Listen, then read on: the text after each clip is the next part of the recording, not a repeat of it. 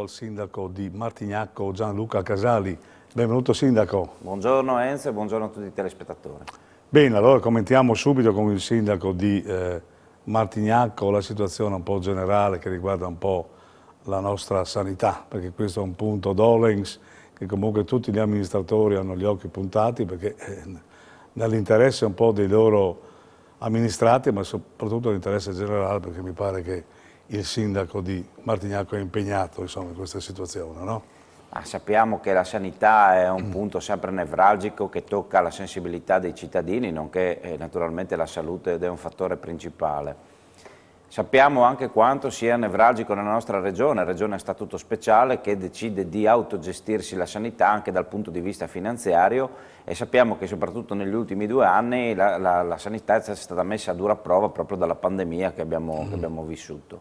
E adesso si tratta di, a mio avviso, riportare al centro i territori rispetto a un programma che non può essere basato solo su grandi strutture un po' decentrate rispetto alla vita dei cittadini. Noi sappiamo quanto sia importante la rete dei medici di medicina generale, dei pediatri di libera scelta, di tutte quelle strutture che sono vicine al cittadino. Nella nostra comunità, ad esempio a Martignacco, abbiamo anche 2 servizi accessori finanziati dal comune, la psicologa di comunità e la nutrizionista di comunità, con circa 350 accessi annui. Significa che sono servizi molto apprezzati e graditi dalla popolazione, e significa che la gente ha bisogno di sentire vicino i professionisti della sanità.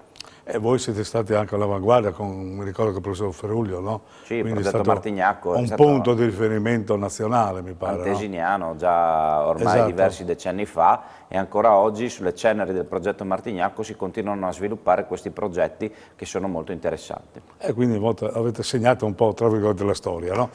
Bene, poi c'è la questione dei segretari comunali, che mi pare che adesso la Regione, almeno così l'assessore Roberti ha annunciato, sta lavorando per fare un albo regionale. Questa sarebbe una bella cosa, specialmente noi qui al punto Telefriuli abbiamo insistito molto su questo punto e ci fa molto piacere. Mi pare che il sindaco di Martignacco è stato uno dei primi a sollevare la questione, no? Beh, ne avevamo parlato anche in una precedente tua trasmissione, proprio qua. Beh, fa piacere innanzitutto registrare il fatto che la Regione sia stata vicina ad ascoltare i territori. Ancora il problema non è risolto, perché dobbiamo essere sinceri, il problema non è ancora risolto, perché non è risolto fino in fondo la questione di organizzazione degli enti locali, dei comuni. Sicuramente alcune delle scelte competono alla Regione, altre competono ai territori dislocati territorialmente, ma c'è da fare un ragionamento proprio sulle persone, sul personale. Tu hai citato il caso dei segretari comunali, ben venga questo albo regionale. C'è anche, ci sono alcuni nodi da sciogliere circa il reclutamento del personale, assistiamo a grandi turnover, al fatto che ormai anche il posto pubblico non è più quel miraggio, no? Quell'ambizione. Sì, molti si dimettono anche, no? Esatto, molti si dimettono anche dopo pochissime giornate, bisogna conservare loro il posto per diversi mesi, questo diciamo blocca e rallenta tutto un ricambio anche generazionale di cui c'è la necessità. E ancora di più vorrei rilanciare un altro tema, che è quella della qualificazione professionale delle persone. Ormai non possiamo più pensare alle pubbliche amministrazioni come un luogo dove si va a scegliere il singolo impiegato, ma ci vogliono delle specificità tecniche ben definite. Faccio un esempio su tutti: i tecnici informatici. Se vogliamo che i processi di digitalizzazione arrivino fino in fondo al loro compimento, abbiamo bisogno di avere nei municipi delle persone qualificate e formate per lavorare specificatamente sulle questioni digitali. E questo è un tema importante che penso l'ANCI dovrebbe in qualche modo affrontare a petto, perché insomma la questione è molto allarmante. Insomma, sì, no? Diciamo che ANCI lo sta facendo, all'interno del CALS ne è discusso, ANCI anche con il suo centro di competenza che è COMPA, ci sono diversi meccanismi che si sono messi in moto proprio per favorire questi processi, però c'è bisogno di fare un salto di qualità secondo me nelle possibilità di reclutamento del personale. Ecco, insomma, I municipi devono avere una libertà di individuare delle figure professionali dedicate, pagarle anche il giusto e fare così. Diciamo un reclutamento, diciamo così, autonomo nell'ambito di un quadro normativo in sostanza. Ecco, poi c'è il piano nazionale di ripresa, no, e resilienza, così chiamato, un piano che insomma sta facendo soffrire un po' anche le amministrazioni, perché devono correre non solo per i progetti ma anche per il tempo che è molto, molto, molto stretto e poi per le competenze, no? Diciamo che i sempre due lì, temi sì, sono no? legati, no? In questo, lo svuotamento delle persone e delle competenze dei municipi porta oggi ad essere in difficoltà rispetto alle sfide del Piano Nazionale di Ripresa e Resilienza. Tutti i municipi stanno incontrando difficoltà, alcuni colleghi dei municipi più piccoli mi hanno detto di rinunciare a prescindere perché proprio non sono in grado di portare avanti le diverse istanze di contributo. Anche noi come enti intermedi riscontriamo grande difficoltà, dove molto spesso sono gli stessi amministratori magari che si mettono a tavolino a scrivere delle progettualità che poi vengono naturalmente validate e seguite dai tecnici dedicati, però si fa molta fatica, molta fatica. E poi c'è il problema dell'aumento un po' dell'energia elettrica, quindi dei costi. E quindi come avete chiuso il bilancio, Sindaco? Ma noi il bilancio lo faremo il 31 sera, quindi stasera, perché oggi siamo martedì 31.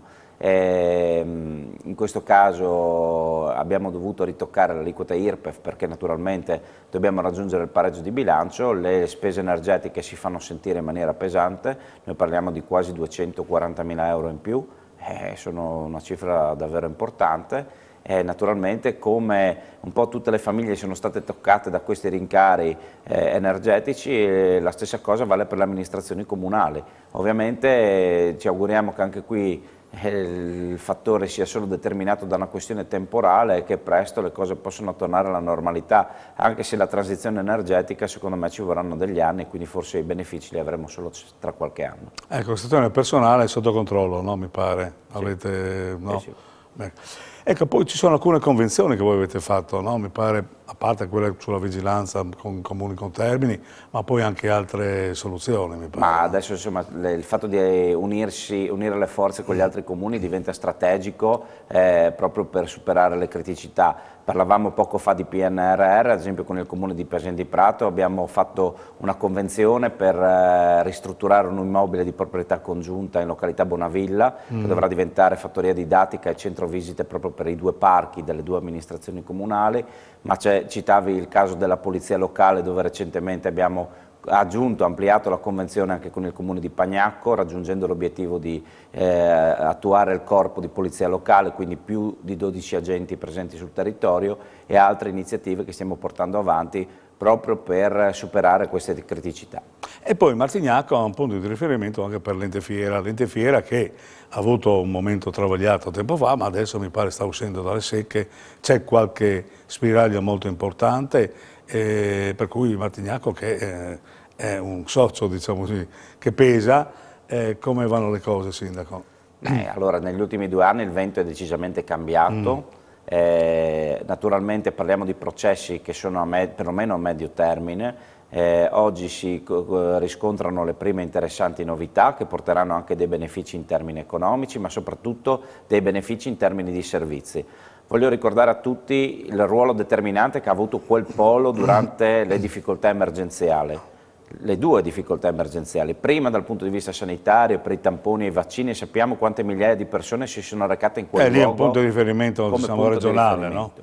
Poi l'emergenza ucraina, no? Primo luogo, no, di accoglienza dei profughi sul nostro territorio, anche se fortunatamente diciamo, quelle strutture sono state decisamente poco utilizzate, ma dico per fortuna, però diciamo, sì. Erano state comunque preparate sapientemente per anche superare questa emergenza.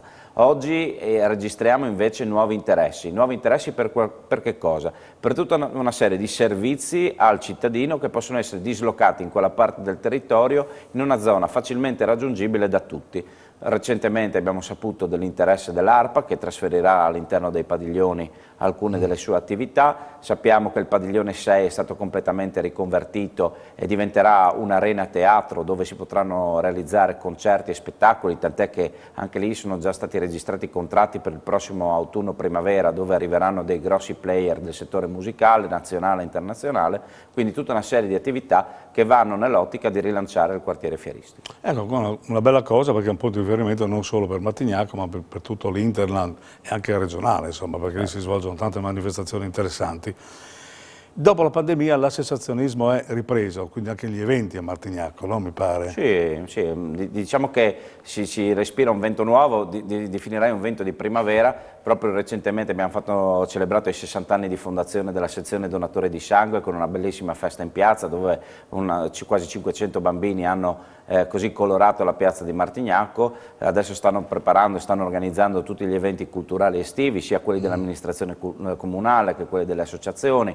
Il 2 giugno ci sarà la festa della Filarmonica Linda e poi a luglio partiranno i tradizionali festeggiamenti della Sagrada Vosta e a settembre quelli del Perdon, quindi si sta lavorando in maniera importante per essere pronti in sostanza si sta rilanciando, poi sono riavvicinati, insomma, sì, perché c'è stato movimenti questo... tradizionali che fanno parte del legame storico e sentimentale delle comunità. Questo fa molto piacere. Sul PRG, mi sono dimenticato di chiederti sul PRG.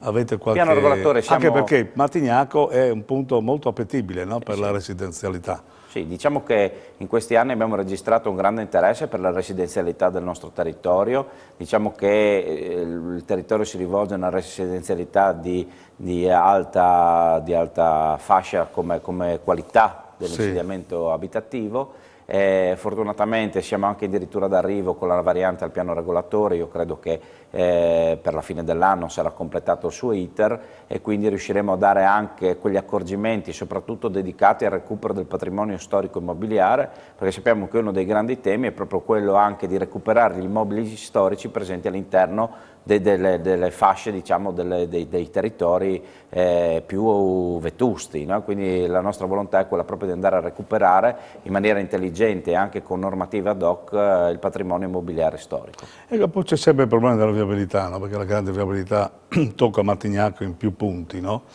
E quindi adesso RVG Strade mi pare si sta impegnando anche sulla zona, mi pare di aver sentito, c'è qualcosa nell'aria. Sì, ci sono, soprattutto nella zona di Casanova, ci sono degli investimenti importanti con la realizzazione di alcune rotatorie per poter snellire i flussi di traffico.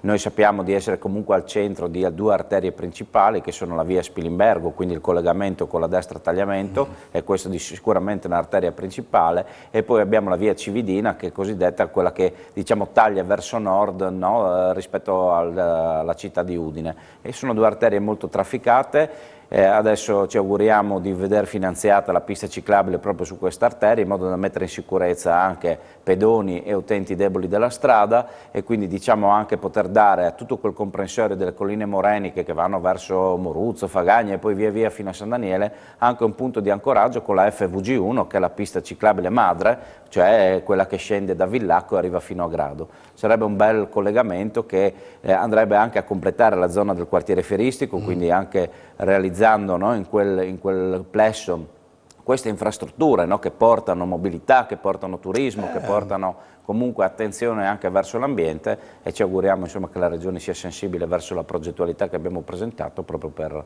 vederla finanziata. Bene, grazie allora a Gianluca Casale, ci ha dato una prospettiva molto, molto positiva di Martignacco della zona e dell'ente fiera anche, per cui grazie ancora Sindaco, grazie benvenuto sempre qui a Telefriuli, naturalmente noi ci vediamo con un altro primo cittadino a breve.